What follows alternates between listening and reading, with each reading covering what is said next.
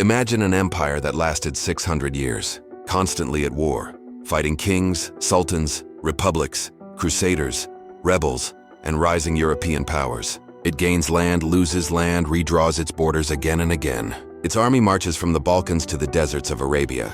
And despite all of this, it never goes bankrupt. That alone is strange, because most empires in history collapsed not because they lost wars, but because they lost financially. The Ottoman Empire was different, because it didn't just know how to fight, it knew how to finance war. Welcome here. This is where money, power, and history collide.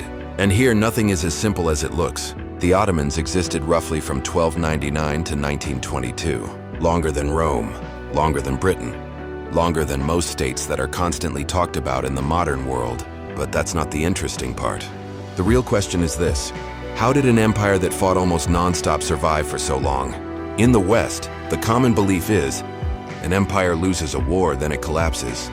But that's not the truth. Wars don't destroy states. Budgets do. Bad management does. Logistics do. The Ottomans realized this very early.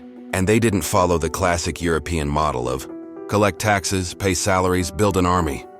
Instead, they built a much smarter system, a system so effective that war often paid for itself. But first, let's look at what the Ottoman state actually was. Because in the West, the Ottomans are usually reduced to a few cliches: turbans, domes, Janissaries. The image is familiar, but the system holding that image together is largely unknown.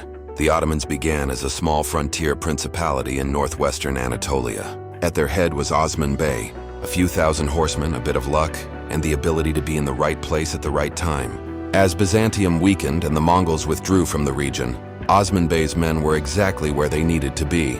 Every victory they won wasn't just a military success. It meant money, because every conquest brought new land, new villages, new taxes, and new people. And here lies the first secret of the Ottoman system. War was not an expense, it was a source of income. In 1326, Bursa was taken.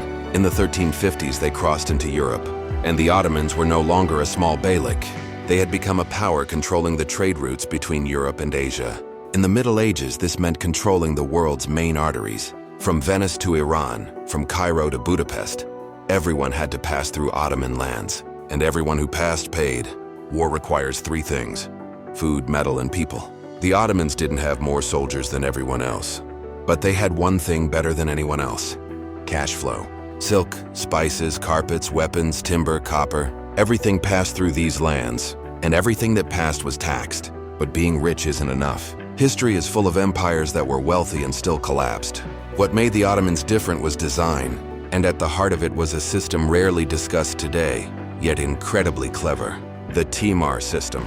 Think about it. What is the most expensive cost for a state? Soldiers' salaries. The Ottomans solved this at the root. They didn't pay soldiers' salaries. They gave them rights instead of money. A sipahi was granted the right to collect taxes from a specific region. In return, he provided his own horse, weapons, and armor. He arrived ready for campaign. The state paid no salary. The soldier financed himself. This was a revolutionary idea. The burden on the state was reduced. The soldier was responsible for maintaining order in his region. The peasant knew exactly what he owed, and the Ottoman state could maintain a massive army without emptying its treasury. In Europe, kings depended on expensive knights and mercenaries. When the money ran out, the army dissolved. The Ottomans didn't have that problem. Income flowed in peacetime. War merely activated the system, but it didn't stop there. The second major piece was the Janissaries, feared by foreigners, hated by Christians, and trusted above all by the sultans.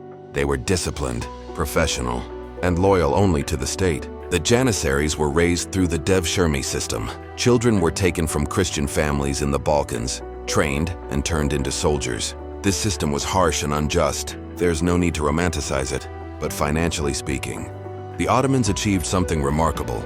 They obtained elite soldiers without paying the cost of raising them from birth. The empire didn't bear the cost of childhood. It acquired ready-made soldiers. Janissaries received salaries and housing. But for a long time, they were forbidden to marry or engage in trade. The state never lost control. If Timar cavalry made mounted forces cheap, the Janissaries made infantry efficient. But the true strength of the Ottoman system was this: one war financed the next. Every conquest meant new income, new taxes, new ports, new trade routes. While Europe often won wars and returned poorer, the Ottomans often returned richer. This wasn't military genius. It was cash management. Geography was on the Ottoman side. The Straits, the Mediterranean, the Red Sea caravan routes. Whoever passed through paid the Ottomans. By the 1500s, this system made the empire one of the richest states in the world. State monopolies were established. Salt, coffee, tobacco. Essential goods were placed under state control. Money flowed steadily. Risk was reduced. There was also tribute. Some regions weren't governed directly. They simply paid. It was cheaper, but like every powerful system, this one had an end. After the 1600s, the world changed. Europe industrialized. Trade shifted to the oceans. Caravan routes lost importance. The Timar system broke down. The Janissaries gained power and became corrupt. And the Ottomans were forced into what they had avoided for centuries, a salaried army. That meant debt. In the 1800s, loans were taken from European banks. Interest rates were heavy. Debts grew. And in 1881, financial control passed into foreign hands. 600 years of financial independence ended like this. Does this story sound familiar? A power rises through financial discipline. It survives as long as the system works.